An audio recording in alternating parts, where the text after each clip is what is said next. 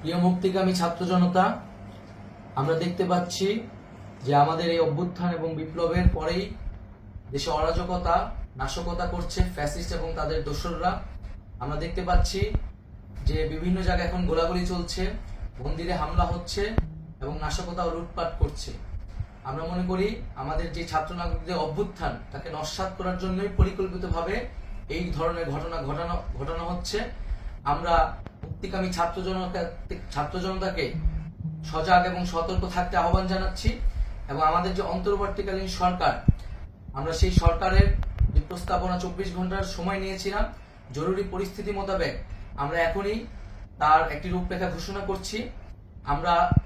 আমরা সিদ্ধান্ত নিয়েছি যে সর্বজন গ্রহণযোগ্য আন্তর্জাতিক খ্যাতিসম্পন্ন নোবেল পুরস্কার বিজয়ী ডক্টর মোহাম্মদ ইউনূসকে প্রধান উপদেষ্টা করে অন্তর্বর্তীকালীন সরকার গঠন করা হবে এবং ডক্টর মোহাম্মদ ইউনূসের সাথেও আমাদের কথা হয়েছে। তিনি ছাত্র জনতার আহ্বানে বাংলাদেশকে রক্ষা করতে এই গুরু দায়িত্ব নিতে সম্মত হয়েছে। আমরা সকালের মধ্যেই আমরা এই সরকার গঠনের প্রক্রিয়া দেখতে চাই। রাষ্ট্রপতির কাছে আহ্বান থাকবে যে দ্রুত সময়ের মধ্যে ডক্টর মোহাম্মদ ইউনূসকে প্রধান উপদেষ্টা করে অন্তর্বর্তীকালীন সরকার গঠন করা হোক এবং এই অন্তর্বর্তীকালীন সরকারের বাকি সদস্যদের নামও আমরা সকালের মধ্যে ঘোষণা করব।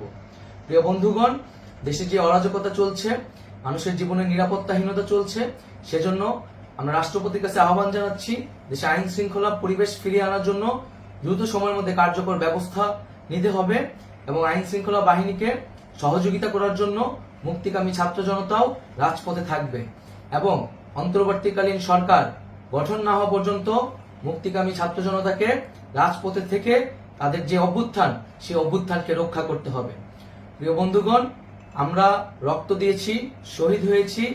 আমাদের যে প্রতিশ্রুতি একটি নতুন বাংলাদেশ গঠন করার জন্য, সেটিকে আমাদের অবশ্যই বাস্তবায়ন করতে হবে এবং অবশ্যই ছাত্র জনতার প্রস্তাবিত সরকার বাদে কোনো ধরনের সরকার কিন্তু মেনে নেওয়া হবে না।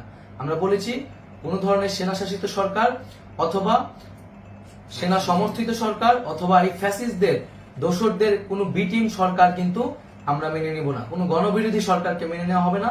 ছাত্র জনতার অভ্যুত্থানকারী যে প্রস্তাবিত সরকার, অন্তর্বর্তীকালীন সরকার, যেটা আমরা সিদ্ধান্ত উপনীত হয়েছি ডক্টর মোহাম্মদ ইউনূসকে প্রধান উপদেষ্টা করে এই সরকার গঠন করা হবে, সেই সরকারকেই বাস্তবায়ন করতে হবে অবিলম্বে।